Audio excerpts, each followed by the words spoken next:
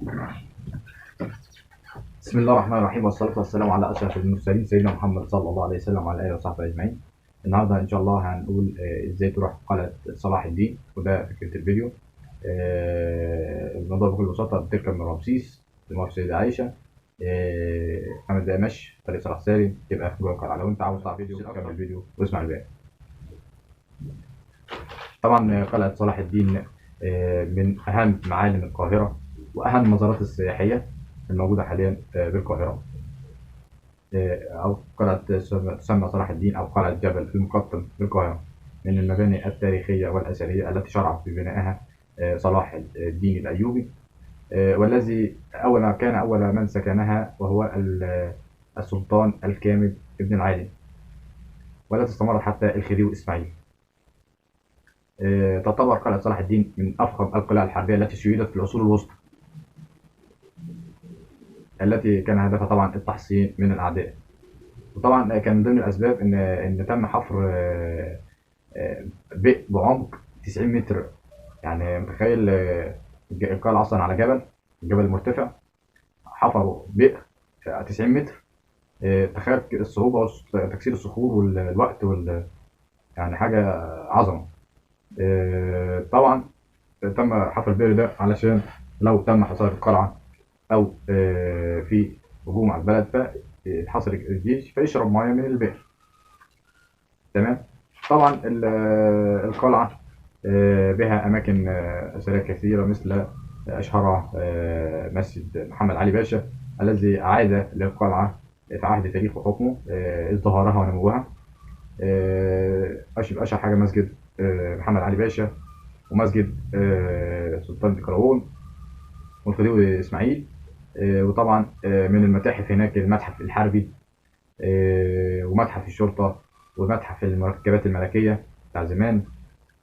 وطبعا هناك قصر الجوهرة والسجن في القلعة.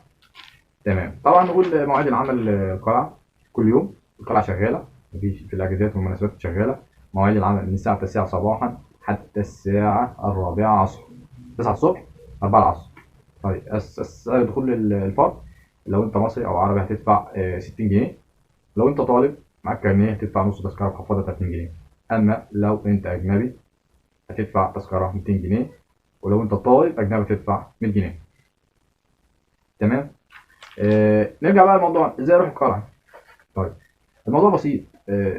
يعني في حد يقول لي انا من الصعيد، وفي ناس من وجه بحر، وفي ناس قاعده في القاهره ونواحيها. طيب يبقى احنا عندنا نقطه بسيطه اسمها ايه؟ نقطه البدايه. من نقطه البدايه دي هتطلع من مكانك اللي انت موجود فيه لغايه نقطه البدايه. نقطه البدايه دي يا اما تبقى ميدان مشهور، او محطه قطر، او مترو، مكان معروف الناس كلها تعرف توصل له. تمام. ومن نقطه البدايه دي انا مهمتي بقى اقول لك تركب ايه. تمام. طيب لو انت جاي من وجه بحري، اسكندريه، طنطا، اسماعيليه، بورسعيد، تمام، هتنزل محطه رمسيس، ميدان رمسيس. لو انت جاي من الصعيد برضو، الناس كلها على دماغنا، هتنزل ميدان رمسيس. تمام. من ميدان رمسيس بقى هتركب ايه؟ تركب موقف السيده عائشه، مسجد السيده عائشه. تمام. ومن هناك المسجد بتدي ظهرك لمسجد السيده عائشه في اتجاه صلاح سالم 5 دقايق مشي، بتلاقي قاعه على شمالك. لو انت سالت هناك الناس هتدلك. تمام. يبقى رمسيس اركب ميكروباص السيده عائشه، ومن السيده عائشه 5 دقايق مشي طريق صلاح سالم على الشمال هتلاقي القلعه، التفتيش والامن والتذاكر والكلام ده. طيب واحد يقول لي انا مش عايز اركب، عايز حاجه اسهل. طيب حضرتك عندك برامج كتيره اللي هي العربيات. ممكن حضرتك مثلا برنامج زي اوبر وكريم، احنا ما بنشيرش حد، بس ده اللي اعرفه. بتنزل ابلكيشن وبتختار الرحله وهكذا يعني. يا اما الموضوع ببساطه انك توقف تاكسي، وتتفق مع التاكسي وتروح قلعه صلاح الدين اللي هي في شارع صلاح سالم. تمام. وتتفق ياخد كذا. يا اما لو برضه في مكان للجراج في العربيات هناك، هتركب زي ما قلنا رمسيس، سيدة عائشة، صلاح سالم. طبعا نصيحتي لو انتوا مجموعة من الشباب او فردين، انزلوا يوم الجمعة سوق الجمعة في سيدة عائشة.